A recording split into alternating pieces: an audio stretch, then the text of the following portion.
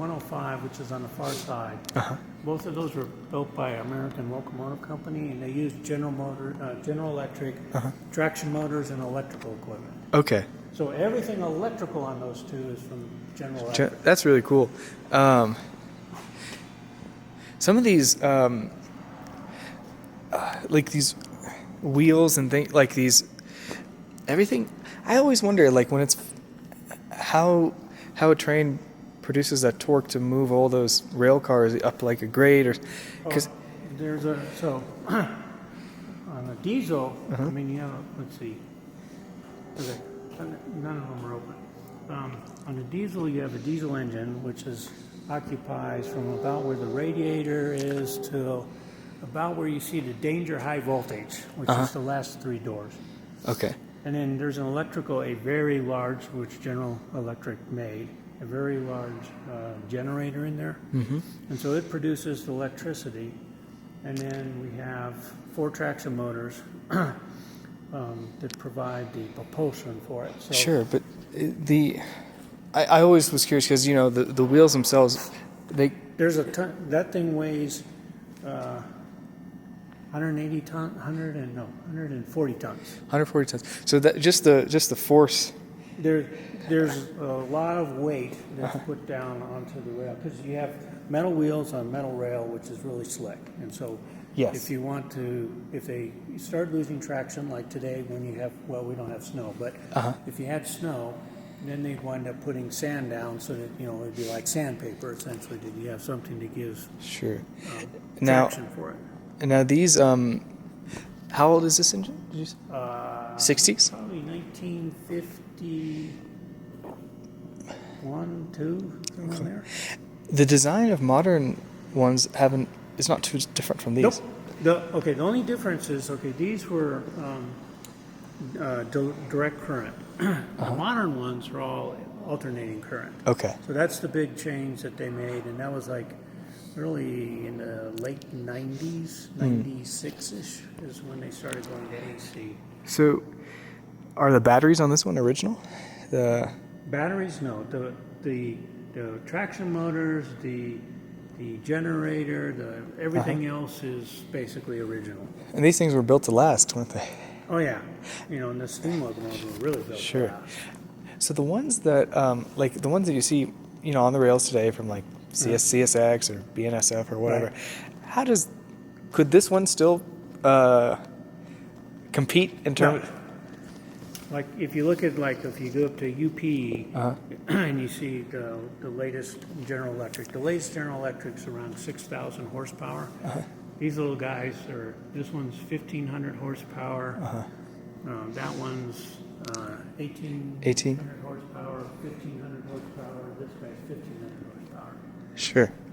And the modern ones have a lot more horsepower than what they did back in the 50s. Do you guys run these every now and again? Oh yeah. Runs. Huh. That little guy runs. This guy's being restored, and there's another one on the other side. So let's say you want to take this to that shop. Do you just push all this out, take this in? We would probably take this one. He'd come couple up, pull him back, and then we'd go through all the switches, and then we'd take them to the machine shop. That's probably original, that little smelter or whatever. That's a little stove that was in here.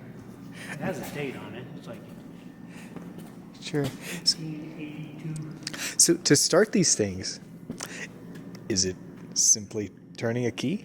Or is it? No, there's a little starting sequence. You have to prime it and all. There's another motor that basically excites them. Yeah. And so it has to. But if you wanted to, and if the batteries are dead, could you start it? No. You couldn't? No. There's just the cylinders. Because they're huge, right? You could, I could stand inside one of the cylinders. Okay, they're huge. I mean, there's no way you can actually. Because a car, you could almost hand crank it, right? Right, but a diesel, it's all on the compression. It has a very high compression for a diesel. Sure. Which one's so Nevada Northern Railway. So, what was it? The Transcontinental Railroad, right? Right. That came through here, obviously, right? No, it came through a Cobre. Cobra. So, which is like, I don't know, an hour, maybe 2 hour, hour and a half to 2 hours north of here. Okay. It's really cool that it's just. So now I'm going to the blacksmith shop. Let's go down here.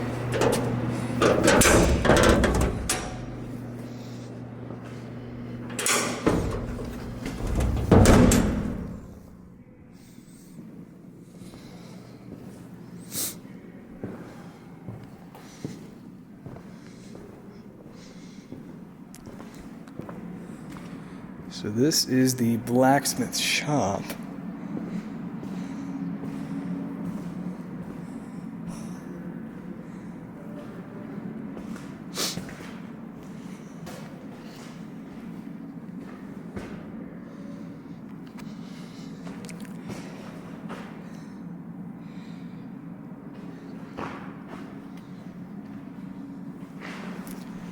This is just so fascinating. Like, this is just so old.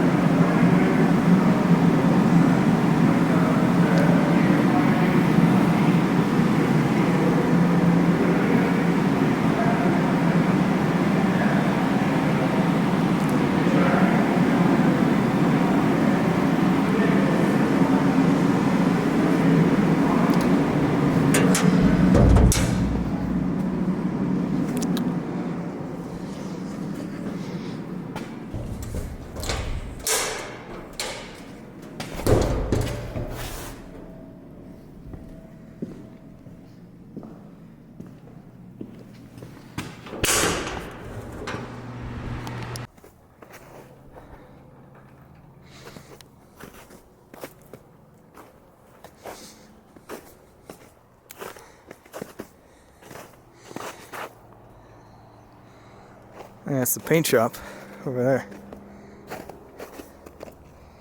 It's pretty cool. I'm a chemical engineer.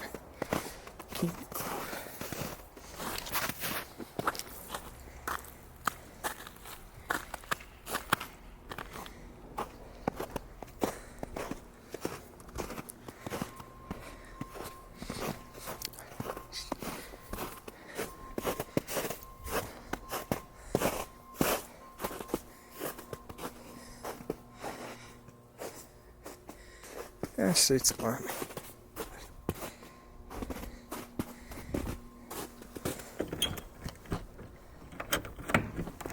Huh. Looks like that door's closed.